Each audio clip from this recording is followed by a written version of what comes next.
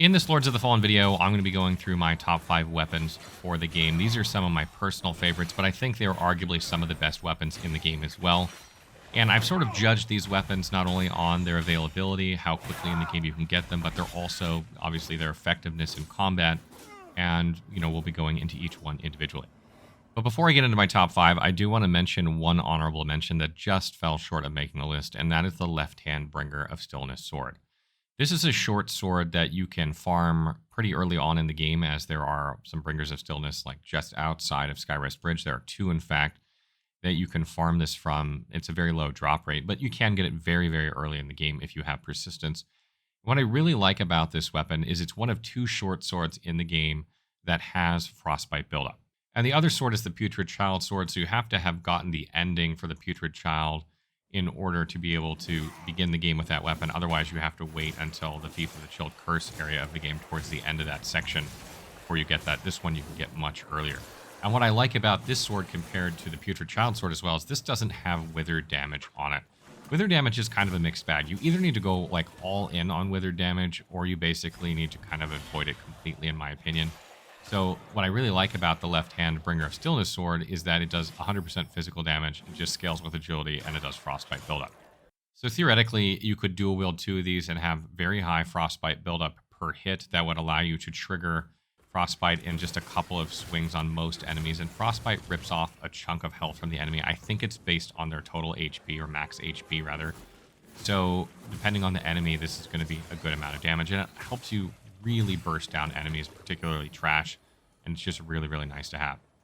So coming in at number 5 on my list is the Fungus-Encrusted Pickaxe, and what I really like about this weapon is that it is a umbral scaling weapon, meaning effectively that it scales with Inferno and Radiance. Its only requirements are those stats.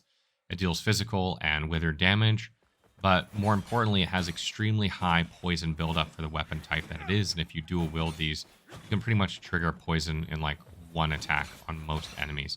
And poison, just like frostbite, is based on the max health of the enemy. So the higher health pool an enemy has, the more damage they're going to take from poison. So it's always effective no matter what enemy you're fighting. And this is a really good weapon if you're trying to make like an umbral caster / umbral melee hybrid build, because it only scales with Inferno and Radiance, allowing you to really pump those stats, allowing you to meet the requirements for a lot of umbral spells, and, getting the most out of your Umbral Catalyst. And obviously, something even better you can add to this is you can add Poison Weapon to it, or Umbral Weapon. I think Poison Weapon might be a bit overkill, but you could add it if you wanted against maybe a really poison-resistant boss, and that also boosts your damage, so it's really nice. This would probably be a bit higher on my list, but it's not available until the Sunless Skein area of the game, which is quite a ways into it, so you can't use it for a big chunk of the game. Coming in at number 4 on my list is Pieta's sword, and this is one that you can get really early on in the game. Basically, once you give the Bowl of Revelations to Mulhu, you'll be able to access remembrances, and since this is the remembrance of like basically the very first boss you fight in the game, you can acquire it very early on. It has a very, very fast moveset because it's a short sword, but it has extremely long reach, allowing you to hit enemies from a very safe distance but attack quickly. It does exclusively holy damage and scales with Radiance, so if you're playing like a Radiance build, like a Paladin build, it's a very good weapon. And it also has Smite buildup natively on it. Smite buildup does like burst damage to an enemy when you fill their bar, and you can keep doing this to enemies, which is really, really nice. Helps you burst them down kind of like Frostbite does. And this weapon would probably be higher on my list, but because it does exclusively holy damage, it's going to suffer against enemies that are holy damage resistant. And having some physical damage probably would have been better. It also has kind of a steep requirement at 25 Radiance, meaning that even though you can acquire it very early on in the game, unless you started as like the Orient Preacher, you probably won't be able to wield it for a little ways of the game. Coming in at number 3 is Rosamund's sword. This is a weapon or a long sword that you get a good ways into the game in Lower Calreth, which isn't too far into the game. It's probably not halfway. It's probably just before halfway through the game or so, maybe a third of the way. So it's a good ways into the game, but you can use it for a big stretch of the game. Does physical and wither damage, and it has a ton of frostbite buildup per swing. And because longswords have like a nice cleave with their R1 when you're one-handing, this means that you're going to be able to apply frostbite to a lot of enemies at the same time, which does burst damage. So it's really good at taking care of trash mobs. And this is another weapon that scales with all 4 attributes. There are very few of these in the game, but there are some that scale with all 4 attributes. It scales better with Inferno and Radiance. kind of allowing you to hobby horse Inferno and Radiance to get more damage out of the weapon than if you went Strength Agility, but it's still available there if you want to get more physical damage out of the weapon.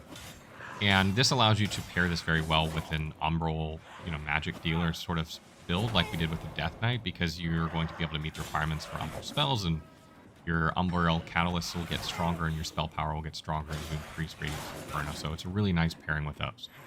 Coming in at number 2 on my list is Kukajin's Sword. This is a short sword that has bleed and poison buildup natively on it. It is a strength agility weapon, though it scales much better with agility than strength.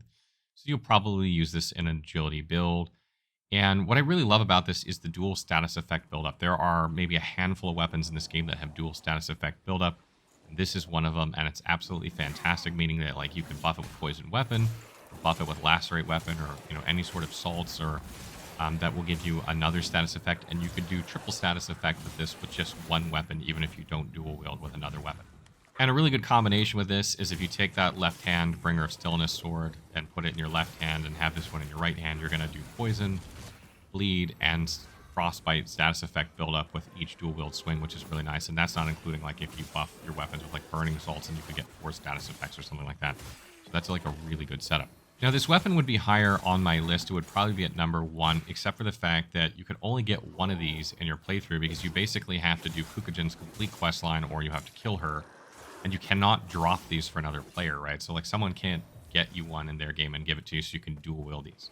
So if you want 2 of these, you effectively have to go into New Game Plus. There's really no other way to do that, which is unfortunate because 2 of these would be extremely deadly. But whether you use this as a single weapon or dual wield, it's still extremely deadly because what tends to happen is you trigger bleeding on the enemy and then poison at the same time, and those poison ticks trigger extra damage from bleeding, so you get a lot of burst damage when that triggers. And then coming in at number 1 on my list is Bloodlust. This is a short sword that you'll get in Fitzroy's Gorge, which isn't too far into the game, that has both bleeding and burning status effect buildup, and supposed to give you health upon slaying enemies as well as a native thing, although it doesn't seem to trigger all the time for some reason. And what I really like about this weapon is it's an agility Inferno weapon, allowing you to, crank Inferno, get more fire damage, and also use Inferno spells, be able to buff yourself with some of those Inferno spells, or just have like ranged casting, and it's really nice. And unlike the Kukajin sword, even though there's only one in your playthrough, these can be dropped by other players, so you can actually get someone to drop you one, and you can dual wield these, which is really deadly. And much like Kukajin's sword, what tends to happen with this weapon is that when you trigger bleeding and burning at the same time, each tick of that burn triggers additional damage from the bleeding, because the way bleeding seems to work is that when the bleeding effect is on an enemy, if they take damage, they take extra damage. Well, that fire damage takes really fast, much faster than poison, so you rip off like a huge extra chunk of health when poison and bleed trigger, when burning and bleed trigger at the exact same time, and that absolutely wipes out enemies very quickly. So that wraps up my top 5 weapons for Lords of the Fallen, top 6 really if you include the left-hand Bringer of Stillness sword. And you'll probably notice that I don't have a lot of really heavy weapons in this video, and there's kind of a reason for that. In my opinion, really heavy weapons in this game don't do as much damage as you really think they should, compared to maybe like a longsword or something like that that has a much quicker moveset and has much lower weight. And even though you can dual wield these weapons and get tons of damage out of them, you have to build for that, and meaning you have to have like lots of endurance and lots of strength usually in order to set up for that. And that's not something you can do very early on in the game. A lot of the weapons on my list are weapons you can use fairly early on in the game or get in the first half so that you can play through the game effectively with them instead of making like a build that operates for 10 to 20% of the game or is a New Game Plus build. And a lot of these weapons, for instance, like Bloody Glory, look a lot better on paper than they are in practice because they have 300 bleed buildup. Well, the thing about bleed is you do more damage when you hit an enemy that's bleeding. So you want to attack quickly into an enemy that's bleeding, and heavy weapons tend to attack slowly. So even though you'll trigger bleeding, bleeding means that you need to hit that enemy quickly. So it's not as useful on a very heavy weapon as it would be on faster weapons. Whereas something like Justice that does smite on hit might take like 1 or 2 swings to trigger smite, which is great because you don't need to hit again after smite in order to trigger anything else like bleeding, but it works better in that case. So there are some weapons out there that I think people have really fallen in love with from the stats that they have that are not quite as effective in practice as they are on paper. So as always, if you guys have tips or your favorite weapons, please leave them in the comments. If you have questions, leave them there as well, and I will answer them.